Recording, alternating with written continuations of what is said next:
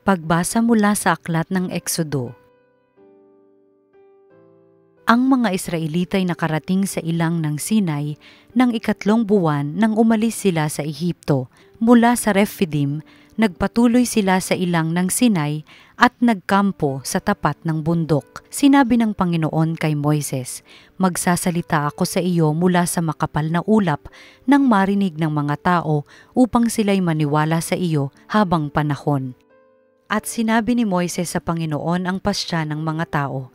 Sinabi ng Panginoon kay Moises, "Sabihin mo sa mga tao na humanda sa pagsamba sa akin ngayon at bukas. Kailangang labhan nila ang kanilang mga kasuotan at humanda sa makalawa, sapagkat ako, ang Panginoon, ay bababa sa bundok ng Sinai para makita ng mga tao." Kinaumagahan ng 3 araw, nagkukulog sa bundok at sala sa labat ang kidlat. Ang bundok ay nabalot ng makapal na ulap at narinig ang isang malakas na tunog ng tambuli. Lahat ng tao sa buong kampamento ay nanginig sa takot.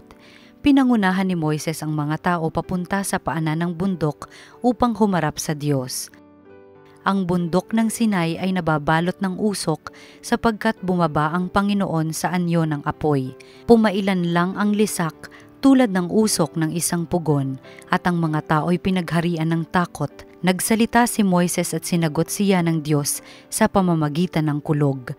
Ang Panginoon ay bumaba sa tuktok ng bundok ng Sinai at pinaakyat niya roon si Moises.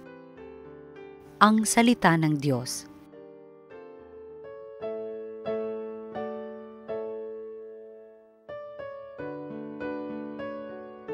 Purihin at ipagdangal ang Diyos magpakailanman. Pinupuri ka namin, Panginoong Diyos ng aming mga ninuno. Karapat-dapat kang ipagdangal at takilain magpakailanman. Purihin ang iyong banal at maluwalhating pangalan. Nararapat purihin at ipagdangal magpakailanman. Purihin at ipagdangal ang Diyos magpakailanman. Purihin ka sa iyong banal at marangal na tahanan. Lubhang karapat-dapat kang awitan at dakilain magpakailanman. Purihin at ipagdangal ang Diyos magpakailanman.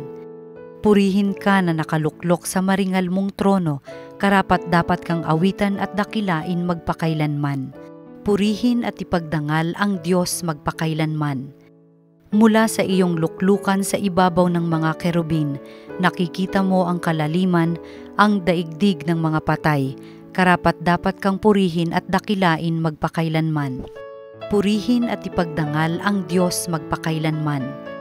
Purihin ka sa buong sangkalangitan, karapat-dapat kang awitan at dakilain magpakailanman.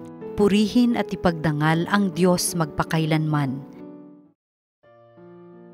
Ang mabuting balita ng Panginoon ayon kay San Mateo. Noong panahong iyon, lumapit ang mga alagad at tinanong si Jesus, "Bakit po ninyo dinadaan sa talinghaga ang inyong pagsasalita sa kanila?" Sumagot siya, "Ipinagkaloob sa inyo na malaman ang mga lihim tungkol sa paghahari ng Diyos, ngunit hindi ito ipinagkaloob sa kanila, sapagkat ang mayroon ay bibigyan pa at mananagana, ngunit ang wala, kahit ang kakaunting nasa kanya ay kukunin pa. Nagsasalita ako sa kanila sa pamamagitan ng talinghaga, sapagkat tumitingin sila, ngunit hindi nakakikita, at nakikinig, ngunit hindi nakaririnig, ni nakauunawa." Natutupad nga sa kanila ang hula ni Isaías na nagsasabi, "Makinig man kayo ng makinig, hindi kayo makauunawa, at tumingin man kayo ng tumingin, hindi kayo makakikita.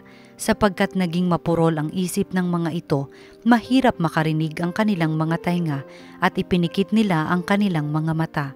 Kung di gayon, di sinsanay nakakita ang kanilang mga mata, nakarinig ang kanilang mga tainga, nakaunawa ang kanilang mga isip at nagbalik loob sa akin.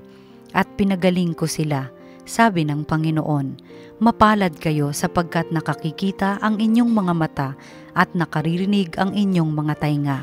Sinasabi ko sa inyo, maraming propeta at matutuwid na tao ang nagnasang makakita sa inyong nakikita, ngunit hindi ito nakita, at makarinig sa inyong naririnig, ngunit hindi ito napakinggan." Ang mabuting balita ng Panginoon. Pinupuri ka namin, Panginoong Hesukristo.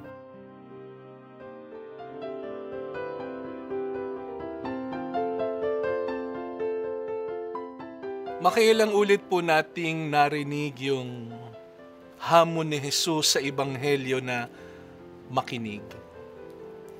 Mahalaga po yung pakikinig. Yung pakikinig daw po ay maraming pagkakataon sukatan ng pagmamahal. Kapag ka po wala na tayong panahong huminto para makinig, ito po'y tanda na nananamla yung pag-ibig. Kaya nga po si Jesus, kahit po nakapako na sa krus, kahit na, kahit na hapding-hapdi na yung kanyang mga sugat, pinili pa ring makinig doon sa magnanakaw na nakapako sa krus sa kanyang tabi. Ang hiling sa kanya, isama mo ako sa iyong kaharian. Ang pag-ibig ay nakikinig. Mahalaga po yung pakikinig, kaya nga si Yahweh, sa tuwing merong nais na mahalagang sabihin sa kanyang bayan, ang sinasabi niya, Shema Israel. Shema Israel. Noon pong 2008, nagkaroon po ng Synod of Bishops sa Roma, at ang naging talakayan po ay tungkol sa pagpapahayag ng salita ng Diyos, tungkol sa evangelization of the Word of God. At ang atin pong mahal na arsobispo, noon po'y obispo siya ng Imus, sabi niya baka meron tayong nakakalimutan, baka pinag-uusapan natin kung paano ipahayag ang salita ng Diyos, nakakalimutan natin mahalaga yung pakikinig. Sabi niya sa banal na kasulatan, kapag nakikinig ang tao, mayroong buhay. Sabi niya, if people listen, there is life.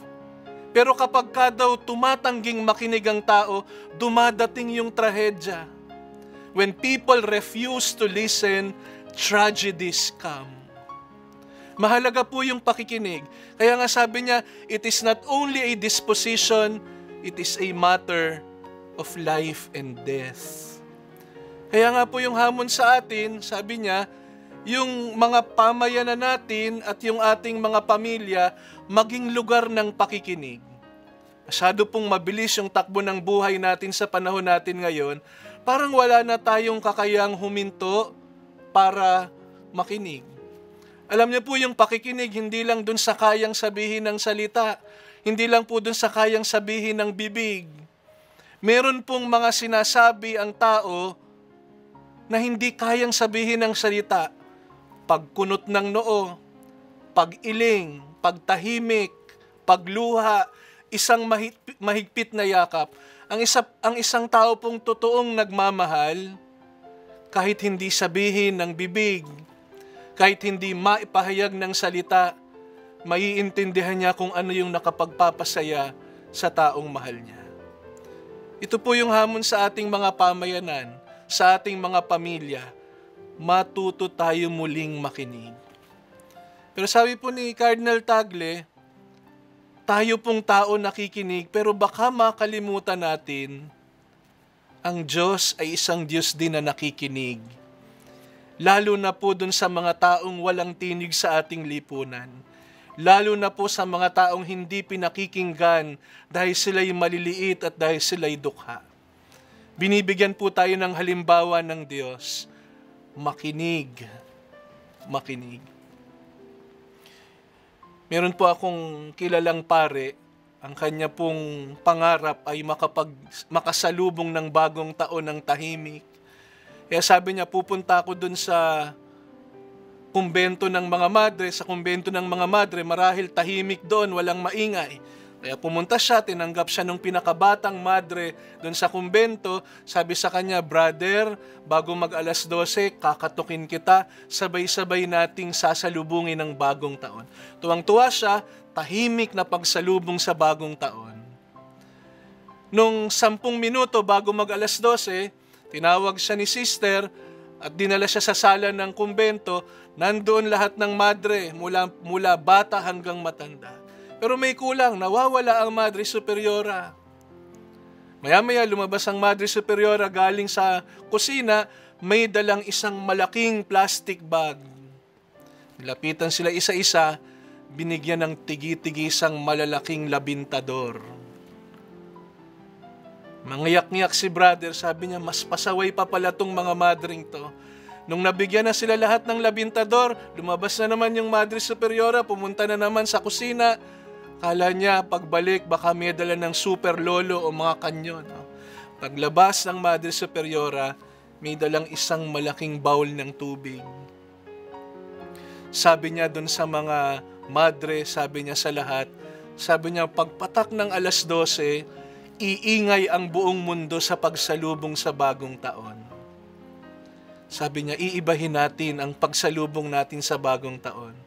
Pagpatak ng 12:00 ng hating gabi, ilalagay natin ang lahat ng mga paputok na hawak ninyo sa bowl ng tubig na ito. At hihinto tayo para manahimik at magdasal. Sabi niya, it is in silence that the Lord will speak. It is in silence that we will listen to the Lord. Makinig po tayo. Sabi po nung teacher ko nung grade 3, kapag ka daw po yung dalawang tainga na nakikinig, pinagsama, nagiging mapagmahal na puso. Ang panalangin po natin sa araw na ito, speak, Lord, your servant is listening. Mangusap ka sa Panginoon, mangusap ka, Panginoon, ang iyong lingkod ay nakikinig sa iyo.